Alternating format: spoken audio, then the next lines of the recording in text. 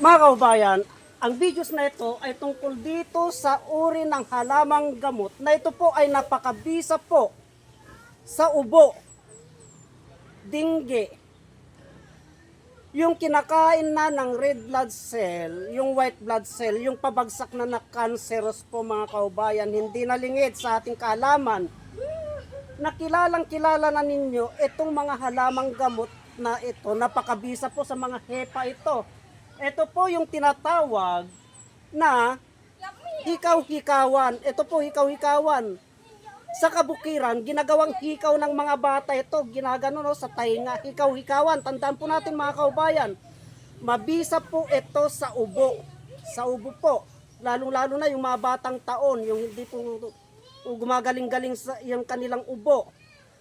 At itong tuba-tuba, mabisa po ito sa mga dingge. Marami pong pinaggagamitan itong tuba-tuba na ito mga kaubayan tungkol sa karamdaman. Sa pilay, lamig, pwede po yan. Pero ipupokus po muna natin ito sa mga dingge.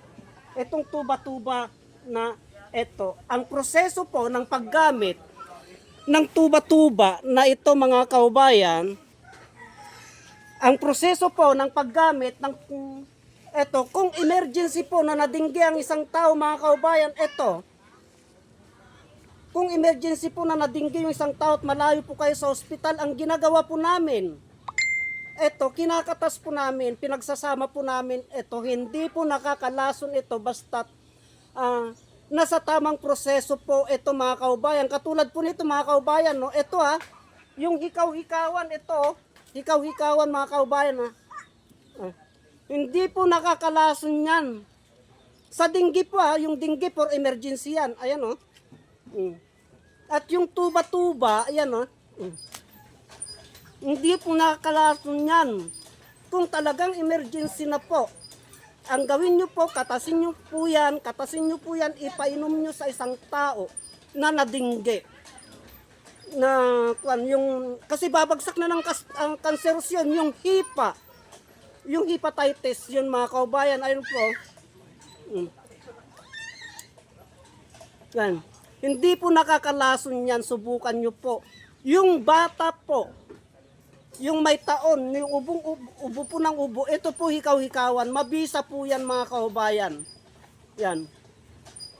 Basta tilagay po lamang natin sa tamang proseso. Yan po ang kakayahan ng halamang gamot na ito.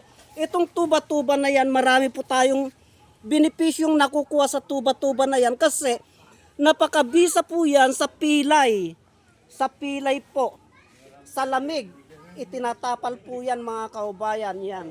Kaya wag po natin baliwalain ang kakayahan ng halamang gamot na ito, hikaw-hikawan at tuba-tuba. Marami pong salamat.